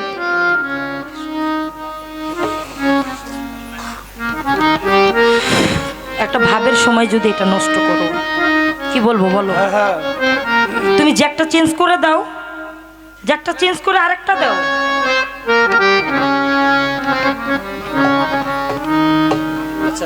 দয়া করে এসো দয়াল এসো এই অধীনে রিদমা যারে, তুমি নিজে গুণে না আসিলে রে, কে তোমারে আনতে পারে এই অধীনে রিদমা যারা। দেখেন, এখন পর্যন্ত আমার মধ্যে আমিত্ব ভাব আছে, আমার টাকা লাগবে, আমার গাড়ি লাগবে, আমার সুন্দর স্বামী লাগবে, বাড়ি লাগবে, সম্পদ লাগবে, গয়না লাগবে, সব কিছুই আমার লাগবে। তাহলে আমার গুরু ভজনা হবে কেমন? গুরু ভজনা করতে হইলে এই দুনিয়ার মায়া জালের কোনো কিছুই লোভ লালসা করা যাবে না। এখন আমি আমার দয়ালের বাড়িতে যাইতেছি, দয়াল আমার পোলাটা যদি বিদেশ যাইতে পারে, আমার সন্তানটা যদি, আমার মানুষটা যদি পর্তুগাল যাইতে পারে, আমি তোমার দরবার একটা গরু দিব। কয় না বাবা? কয় কয়। তাহলে আমরা যাই চাইতে, তাকে পাওয়ার জন্য আমরা যাই না। এই জন্য গানকে বলা হয়েছে ধর্মীয় সঙ্গীত। যে গানের মধ্যে আল্লাহ রাসূলের কথা বলা হয়, যে গানের মধ্যে পীর আউলিয়াদের কথা বলা হয়, যেই গানের মধ্যে মা বাবার খ্যাতমতের কথা বলা হয়, যেই গানের মধ্যে আপনি এসেছেন একদিন আপনার চলে যেতে হবে, এই দুনিয়া আপনার জন্য না, মৃত্যুর কথা স্মরণ করা হয়, এইটাই হলো বাউল বিচার গান। আমার আল্লাহ বলেন হাদিসে পাই, যেই ব্যক্তি দিনে 2 বার তার মৃত্যুর কথা স্মরণ করবে, তার ছোটখাটো গুনাহ আমার আল্লাহ মাফ করে দেয়। সুবহানাল্লাহ, সুবহানাল্লাহ, সুবহানাল্লাহ, সুবহানাল্লাহ। আমার আল্লাহ দয়ালে দয়াময়, যার কাছে চাইলে কোনো কিছুই না নাই, কিন্তু একদিন তিনি হয়ে যাবে ওয়াহিদুল কাহার, না থাকবে মায়া, না থাকবে মহব্বত, না থাকবে ভালোবাসা। সেই নবীর উম্মত হয়ে আসতে পারা বাবা কত ভাগ্যের বিষয়, আমরা বুঝি না। আল্লাহর এমন নবীগণ ছিলেন যারা নাকি বলেছিলেন, আল্লাহ গো আমাকে নবী না বানায়া তোমার শেষ নবীর উম্মত করে দুনিয়াতে পাঠাও, কিন্তু এই দুনিয়াতে এসে কার হক মেরে খাবো? আমার ভাইয়ের হক মেরে খাবো না মানুষের হক মেরে খাবো? আমি ঘুষের টাকা খাইয়া আমি মসজিদে যাই নামাজ পড়তে, সেই এবাদত আল্লাহ কবুল করে না। আমি খাসালোক থেকে একটুখানি পয়েন্ট আমি আমার বাবার কাছে রাখতে চাই। রাখেন একটা করা কইরা, সেটা হইল করা কইরা। আদমকে সবাই সেজদা করলো, আমি আমার পালাটা ধরে রাখছি ভাই, গানটা ধরিনি, কথাটা ধরে রাখলাম। আদমকে সবাই সেজদা করলো, শুধু একজন করলো না, সে কি আপনারা নাম জানেন? জানেন? মকরুম আবেদ, যিনি নাকি আমার আল্লাহর সর্বপ্রথম ইবাদতকারী একজন পছন্দের মানুষ ছিলেন। তার মতো ইবাদত কেউ করতে পারে নাই, কিন্তু আমার আল্লাহর কথা তিনি অমান্য করলেন। এটা কোন খাসালত ছিল? এটা কোন খাসালতের কারণে আমার আল্লাহর কথা তিনি অমান্য করলেন? আর কেউ অমান্য করলেন না, একমাত্র মকরুম আবেদি অমান্য করলেন। এটা কোন খাসালত? এটা কোন খাচ্ছ তো এটা? আমি চেষ্টা করছি আমার ওস্তাদ পাগল বাচ্চু সাহেবের একটি কালাম রাখি, কি বলেন আপনারা? গাইবো? আলহামদুলিল্লাহ।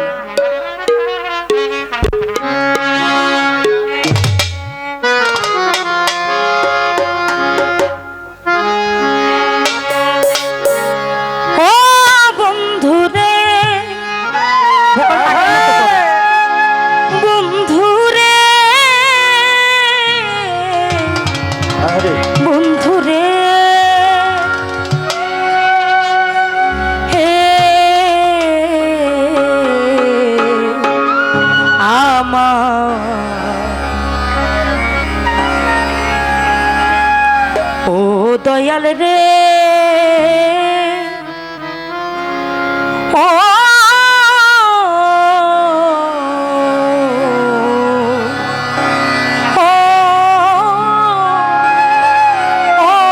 জলিল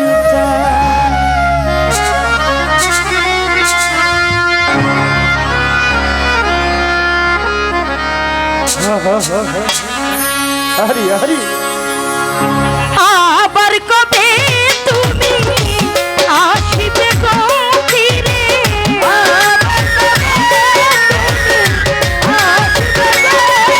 ওরে আবার কবে তুমি আসিবে গো ফিরে?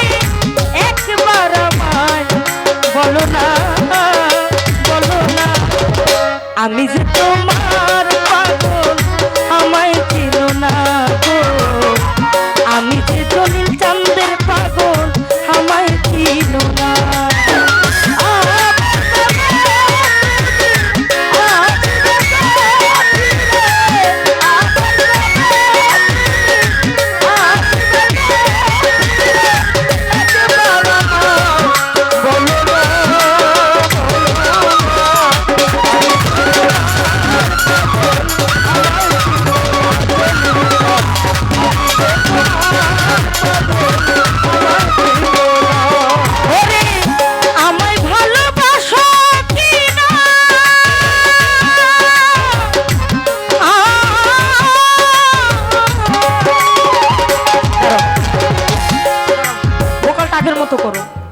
আমার খুব কষ্ট হচ্ছে গান করতে। হাই করো।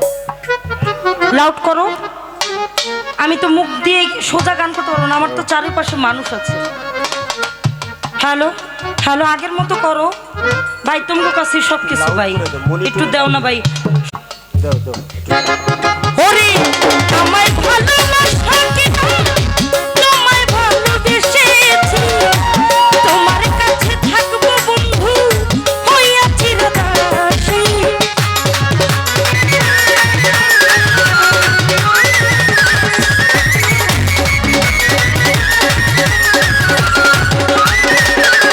হায়রে আমায় ভালোবাসো কি না, তোমায় ভালোবেসেছি, তোমার কাছে থাকবো বন্ধু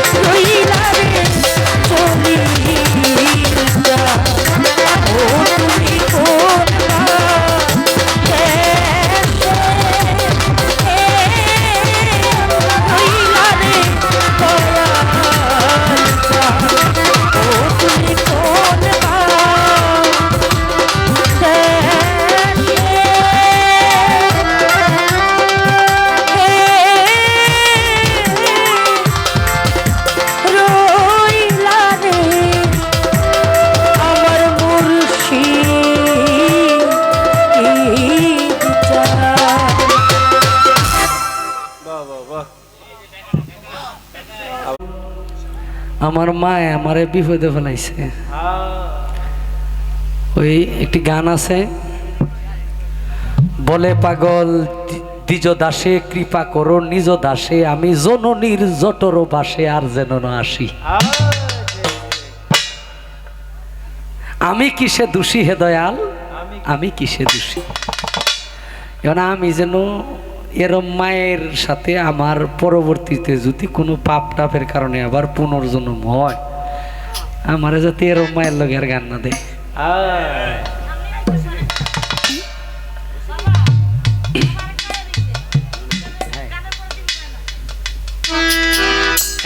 শয়তান যে এই হযরত আদম আলাইহিস সালামকে সেজদা করলো না, এটা কোন খাইছতে, কোন খাসিলতে? পবিত্র কোরআনে আসছে, হাদিস কুরসিতে আসছে, অহংকার হইল আল্লাহর চাদর। হাদিস কুরসি, অহংকার হইল আল্লাহর চাদর, বরত্ব হইল আল্লাহর লুঙ্গি। এটা উপমা স্বরূপ হাদিস কুরসিতে বোঝানো হয়েছে। এই দুইটা দইরা যে টানাটানি করব, সেই ধ্বংস হবে। অহংকার আল্লাহর চাদর। এখন হলটা একটু কমায় দেন, পরে গানের সময় দিন।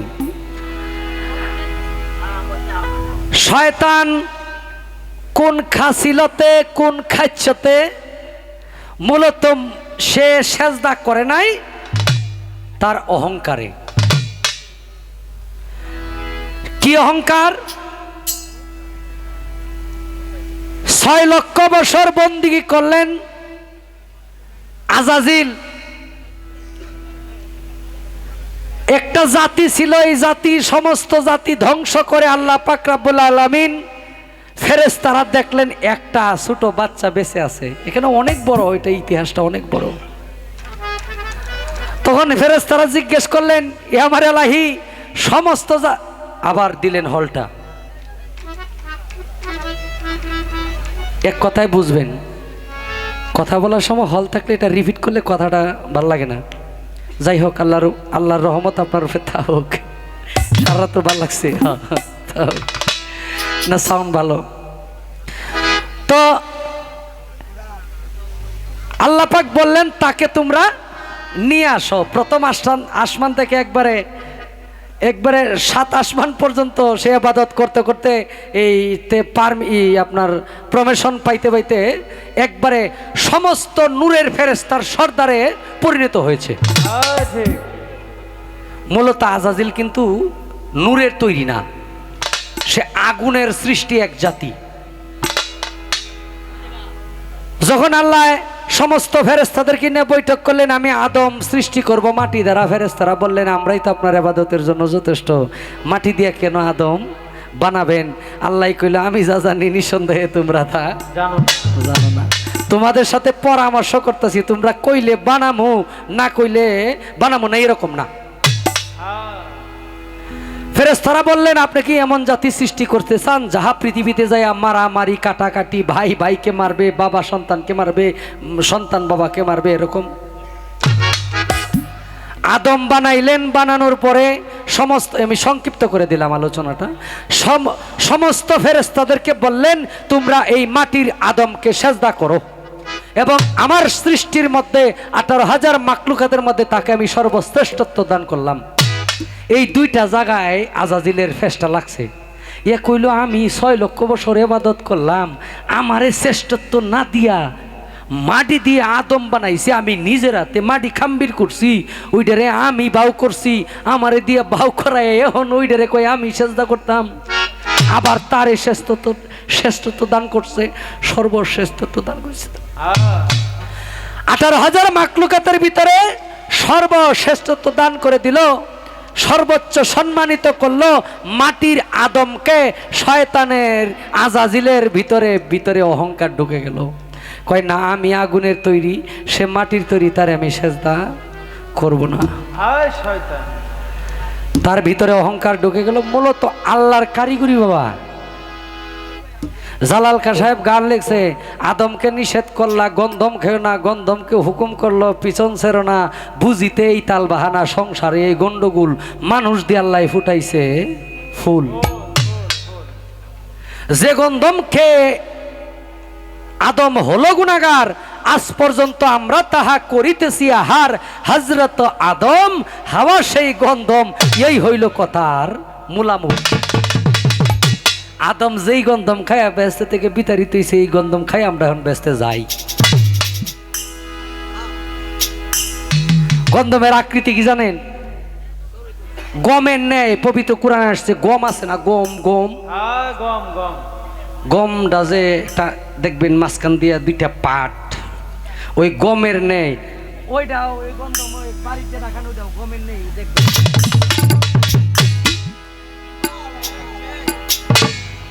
এখন এই গন্ধম খায় আদম হইছে গুনাহগার, আজ পর্যন্ত আমরা তাহা করিতেছি। আর শেষ করে দিব কথা, ঠিক আছে, ওকে, বাদ দিলাম। ও এই কামের যে রতিতেই গতি, রতিতেই সতী, রতিতেই জগৎপতি। গানটা কইছে জালাল কা, রেচক পুরো কুম্ভকেতে লুপ্ত করো কাম্বিগার, প্রাণায়ান অভ্যাস করো সাধন পথে মন আমার, ষটচক্র অনাহত চক্র, আজ্ঞা চক্র, মূলাধার চক্র, স্বাধিষ্ঠান চক্র, বিশুদ্ধ চক্র, ষটচক্র করো সাধন, গুর্জ মূলে মূলাধার, সেই কুণ্ডলী ভুজঙ্গিনী 3.5 পেজ দিয়ে তিনি দৃষ্টি রাখছে সহস্রার, ঊর্ধ্বদেশে চলরে মন, বীজ মন্ত্র করে রূপন, এই যে নল জিহ্বা ধুধো করে, যে জন সাহসের জুড়ে দম থাকতে পুইরা মারে অগ্নি হয় তার তাবেদার, এই দেশেতে গেলে পরে মুক্ত মানুষ বলে তারে কবি জালাল কয়, যাবে কেরে জমের নায়ের অধিকার। এটা কুম্ভক সাধনার মাধ্যমে, রতি শাস্ত্রে কুম্ভক সাধনায় বান দিয়া, তারপরে আপনার কুম্ভক সাধনা পরিপূর্ণ হাসিল কইরা, এই রতি সাধনা করলে আপনার গতি হবে। রতি দেহের শক্তি, রতি জ্ঞান শক্তি, রতি হইল নূর সরাসরি। এই নূর যখন আপনি ভিতরে প্রতিষ্ঠা করতে পারবেন, তখন আপনার চেহারা দেখলেই বোঝা যাবে, তখন আপনার আর কোনো ক্ষতি হবে না। এই রতি দ্বারাই আপনি পরমকে চিনা পর্যন্ত যেতে পারবেন, তখনই আপনার গতি হয়ে যাবে। আর এই রতি ধ্বংসকারীরই ধ্বংস হয়, ক্ষতি হয়, সে যখন যায় কাম ভাগ নিয়ে যখন যায় তার কামিনীর কাছে। রাখলাম এনে অনেক মা বোন আছে, এই কাম তত্ত্ব রতি তত্ত্বের আলোচনা ওইভাবে করা সম্ভব না। ওইটা আপনি ওই 80 বছর মরবেন তো ঠিক আছে, কিন্তু মরার আগের দিন পর্যন্ত জোয়ান থাকবেন যদি এই রতি ক্ষয় না করেন। এখন আমরা তো মনে করেন যে খালি মরতে যাই বাবা, কিছু আনতে যাই না। বাজারে যেমন ব্যাগ নিয়ে যাই, ব্যাগ নিয়ে বাজার কইরা ব্যাগ ভইরা বাড়িতে নিয়ে আই, ওইটাও একটা বাজার করার জায়গা, যাইয়া খালি করি। এই কারণে সাধক কইছে, রং বাজারে ভাইলি ঘোরা মাল ভরেছ গুপ্ত পাড়া, আরবদার মদনা সুরার যুক্তি লইয়া, তোমার নফসেরি ফেরে সীসা কিনলি সোনার দরে। ওই যে সীসা, একটু শান্তির জন্য সীসা সোনার দর দিয়া সীসা কিনে নিয়ে আইলেন, কারবার চালাইবে কি দিয়া। রাখলাম ওই পর্যন্ত। ওই আলোচনা যদি কামতত্ত্ব জানতে চান, যারা গুরুর কাছে যাইবেন, ধন সম্পদ চাইেন না, গিয়া কইবেন বাবা আমি কামতত্ত্বে সেরা খেলোয়াড় হইতে চাই এবং আমি নিজেকে রক্ষা করার মন্ত্রটা আমার দেন, আমার পৃথিবীতে আর কিছু লাগতো না, তাইলেই পরম পর্যন্ত যেতে পারবেন না।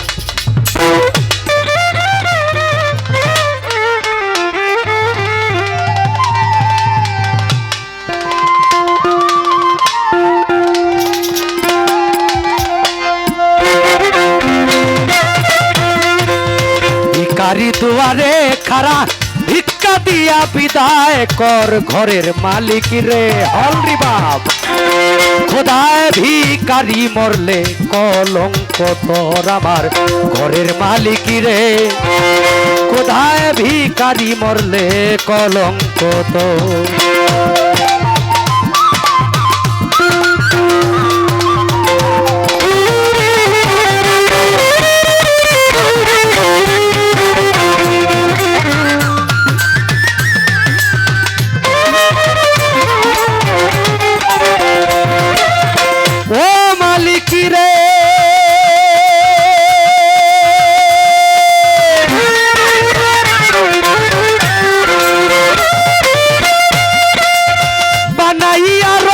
মহল ঘর করতেছ বসতি, ভিক্ষা চাইলে কথা কও না, এই কি তোমার রীতি?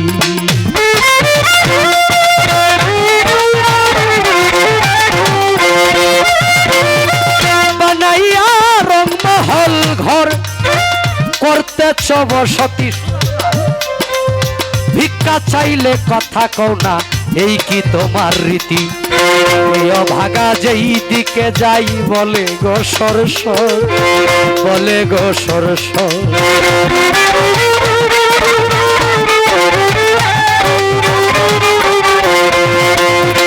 এ অভাগা যেই দিকে যাই বলে গো সরসর, বলে গো সরসর।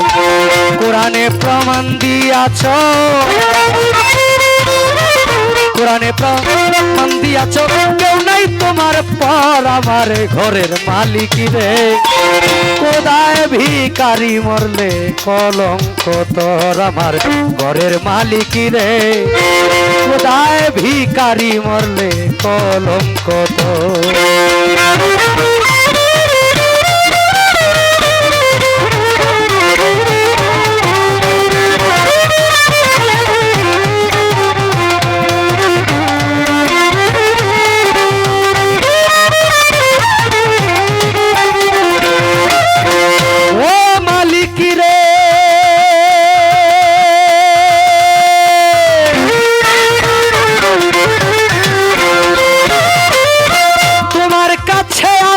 জানি মধু আর চিনি, সারাবান্ত হোরায় আছে কাউসারের পানি।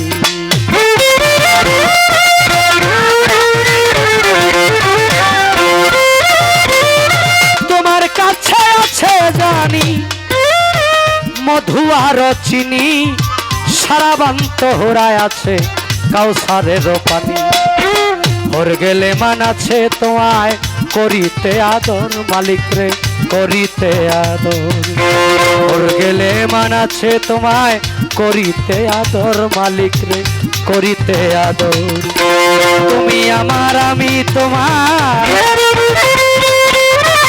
তুমি আমার আমি তোমার, একটু হও অগ্রসর আমার ঘরের মালিক রে।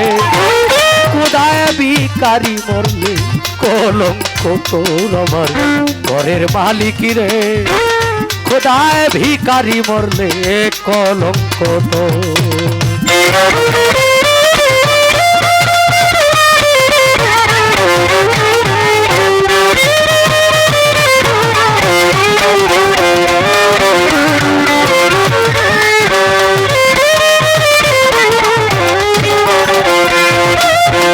ঘরের মালিক রে, মালিক রে।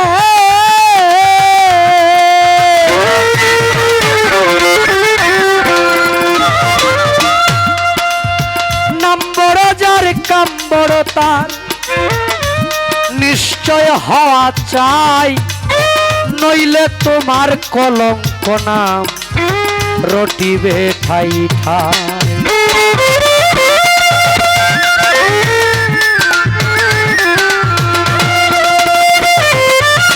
নম্বর যার কাম্বর তার সদায় হওয়া চাই, নইলে তোমার কলঙ্ক নাম রটিবে ঠাই ঠাই। ভিক্ষার চলে উকিল মুন্সি ছাড়লো বাড়ি ঘর, অমালিক রে ছাড়লো বাড়ি ঘর। ভিক্ষার চলে উকিল মুন্সি ছাড়লো বাড়ি ঘর, মালিক রে ছাড়লো বাড়ি ঘর। একদিন লইলা না তুমি, একদিন লইলা না তুমি দক্ষিণীর খবর আমার ঘরের মালিক রে। খোদায় ভিখারি মরলে কলঙ্ক তোর আমার ঘরের মালিক রে। খোদায় ভিখারি মরলে কলঙ্ক তোর। ভিখারি দুয়ারে খারা ভিক্ষা দিয়া বিদায় কর ঘরের মালিক রে। খোদায় ভিখারি মরলে কলঙ্ক তোর আমার ঘরের মালিক রে। খোদায় ভিখারি মরলে রে কর